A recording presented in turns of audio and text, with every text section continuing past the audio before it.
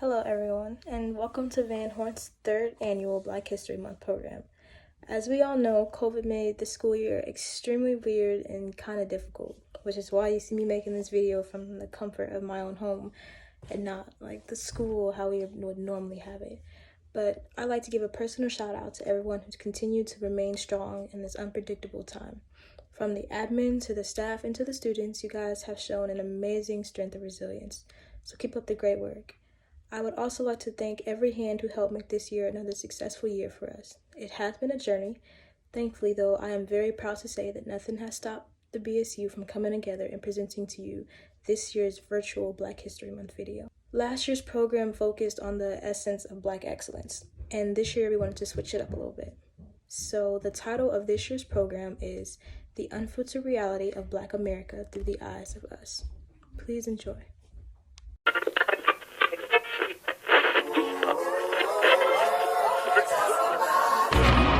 This is America. Don't got you slipping up. Look how I'm living up. Police be tripping up. Yeah, this is America. Guns in my area. I got the strap. Until the killing of black men, black mothers' sons, becomes as important to the rest of the country as the killing of a white mother's son.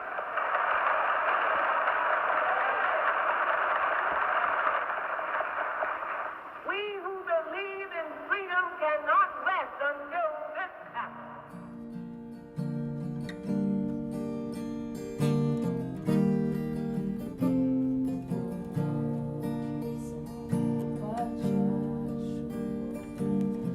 When you hear names like George Floyd, Breonna Taylor, Muhammad Aubrey, what is your first initial reaction? Injustice, and the people that did those things to those people were not, how can I say, they didn't get what they deserved. Being at the protest was a good thing, but I don't think the outcome that we were there for, it didn't really happen to get justice for those people, because an innocent man was, well, not, I know what he did was a crime, but I don't think any crime is big enough to cost somebody their life, especially over counterfeit money or over a girl in her apartment and the police going into her apartment and killing her. I don't think that she should have died from that, and I think that whoever did it should have been held responsible, and the fact that they weren't is like mind-blowing. It's not even surprising anymore because of how often it's happened, but it's still like another one. Really, we're still doing the same things after so many years, and they'd be like, well, the world is way better of a place, but I just think this is still, it's modern day slavery to me, because black people are still being killed without getting justice. And I think if the roles were reversed, it would have been a different outcome. If a white person was killed like that, the person would have definitely went to jail. Just think of the injustice and a lot of these bad cops that slip through the cracks, either racist or just too power hungry. Yeah, I just think of power hungry cops killing innocent black lives. It's the same story but a different name. Like, I don't know how many times we have to go through this, and like it's the same outcome every single time. And it's like those are like some hard topics, and like hearing these people and hearing like they're not far from my age either. So like that could easily be like one of my siblings or like one of my friends. And I don't know, it's just it's exhausting. In America, black people are treated very much as the Vietnamese people or any other colonized people, because we're brutalized. The police in our community occupy our area, our community, as a foreign troop occupies territory. And the police are there not to, in our community, not to promote our welfare or for our security and our safety, but they're there to contain us, to brutalize us and murder us. Growing up black in Kansas City, I was always taught that in Sugar Creek, I was always to drive 5 below if I was ever pulled over, hands on the dash, you know, the usual deal. But it was after a football game and I was taking a friend home, and especially when you have a group of black teens in a BMW car, a luxury vehicle, it's not suspicious that you would just get pulled over by a police officer. So we're driving and we're leaving 24, and the car's behind us, and he pulls us over as soon as we drive off. As soon as the light goes green, his siren goes on. And he pulls us over and he says, "Have you been drinking today, sir?" And we're like, "No, sir, we just got back from a high school football game." And he's like, "This your car, you guys take it?"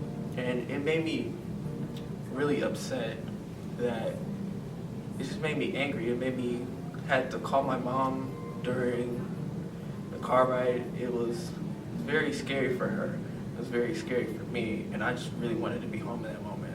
The fact that a bunch of black teens were driving around in a BMW, it made him think he had the right to pull us over because we took it, as if black people can't have the same things whites can.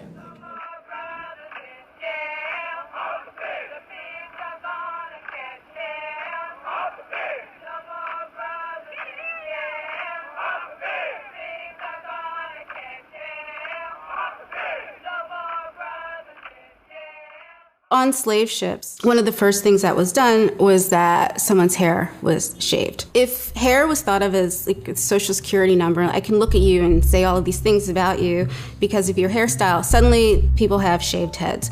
And then when the enslaved people were here in the US, there had to be a completely new hair culture that was born out of people from all of these different groups. During slavery, Sunday was the day that was set aside where you could actually do your hair. It was a time where actual grooming rituals were born, and also a way to figure out how to care for hair that could last for an entire week of you weren't going to be able to do anything until the next Sunday. The two main hairstyles that came out of that were head rags and also cornrows. I remember this one time, my mom, she had asked me and my brother Trinity to go and get milk. So we were walking in Walmart and we were leaving. There was this lady. She was there with her and her daughter. Now, I don't think her daughter knew any better. She was like 5, 6 years old. But at that time, I didn't have my hair done like it is now. So her daughter, she was pointing at me. Her daughter was like interested in my hair. And her mom was like very rude about it. Her mom was like, "No, we don't talk to those people. We don't mess with them." And at that moment, I was just like, there's nothing wrong with your daughter finding an interest in my hair. There's nothing wrong with your daughter being like, "Oh yeah, I like that."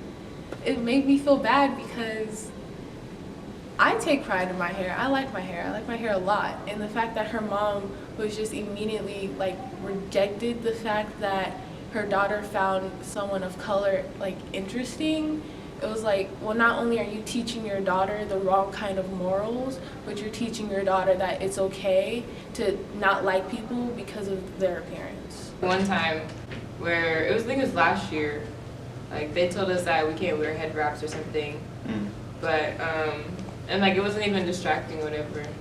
And like I wear those all the time, and that's part of my culture. And they told me to take it off, and I was like, "For what?"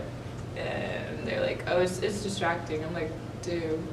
I'm like, because every class I went in, the teachers were still teaching, and everybody else was still listening. So clearly it was distracting to them, and they're not even a teacher. I came in 2015, and it was not a welcome feeling. I didn't feel like I was fitting with other people. But as years go by, I learned to accept myself. I was going to be accepted, I was going to be accepted as who I am, not as what people want me to be. In 8th grade, I always get like looks from classmates whenever in history class when they start talking about slavery. Like I always get eyeballs.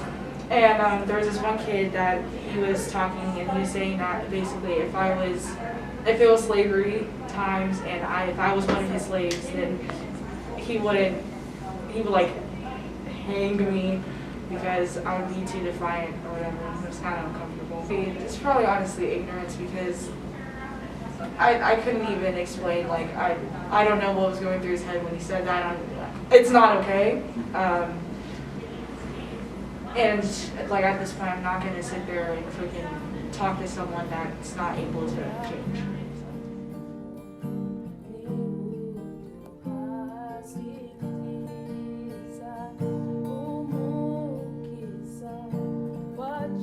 We are 50 for starters, we need to have more like education when it comes to like African American culture or just like other cultures in general. Because like, I don't know, history class we get AP or we get European history or whatever. We're learning about the accomplishments of like white people or whatever, but we don't really have that. We don't have, not a lot of people know much of what we have. They don't like the awareness of, like, us spreading the awareness of Black Lives Matter. And I guess it's controversial, but I mean, the Confederate flag is more controversial than Black Lives Matter. I think that Independence as a district fails Black students. The principals, this is their job to be helping us because we have things we need to talk about. And our voices shouldn't be silenced, and Black Lives Matter definitely shouldn't be silenced. I think that we need to do better as a school. From a student standpoint, the best way to understand how a Black student can be comfortable in a school is ask the Black student. You say we can like value our opinions, and then we have freedom of speech, and we wear a mask that says Black Lives Matter, and it's a problem. So it makes me feel like they're thinking Black lives don't matter, because why else would it have been a problem? Being activists with us, you know, showing them that we're not violent people, showing them that we're not, you know, dangerous or that we hold any threat to them, and just showing them that, you know, like, we want change. I hope that Black Student Union can get their voices heard. I think that like an issue with us right now is that coming up as a new group, people don't really take us as serious.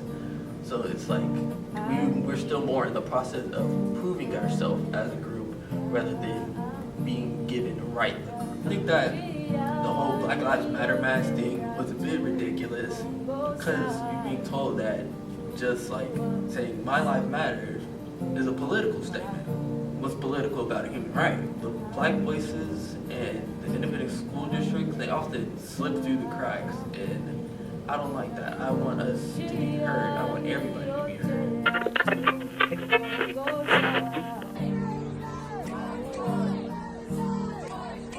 We're saying their names.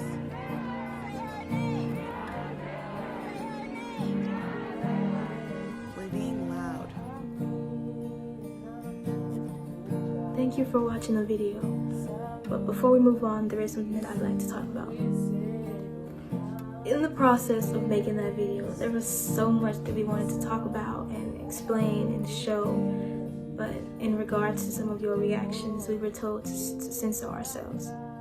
From our poetry to our life stories, we were made to understand that the student body and even some of the staff was not ready to hear our truth in the world that we live in today. And to that, all I can say is how made it must be to have someone's voice censored for you without you really even knowing it. In our history, we've seen our people be murdered and humiliated, discriminated against, and treated inhumanely without ever really knowing who could be next. Me, my brother, my cousin, my mom, or even that kid sitting right next to you in class. Maybe you don't understand, but this is our reality. This is our world. I don't know about you, but I can't wake up and choose not to see that. And I refuse to wake up and choose a world that silences me or censors me for the benefit or the comfort of white fragility. Keeping you comfortable is not my job, and I refuse to be silent to do so. Another point that I'd like to make though, we did not create this video to whine or complain about absolutely anything. We made this video to help bring awareness to the fact especially that our history is American history, and American history is taking place right now. Angela Davis once said, in a racist society, it is not enough to just be non-racist. We must become anti-racist.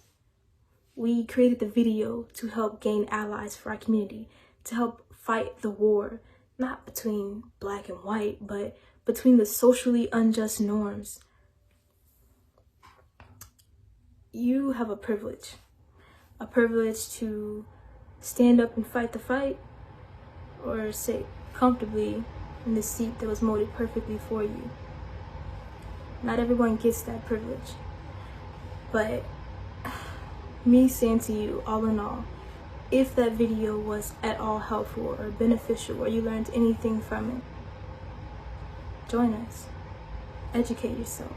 Fight the fight. Become an anti-racist and help us change the world for the better for everyone. Thank y'all and have a great rest of your day.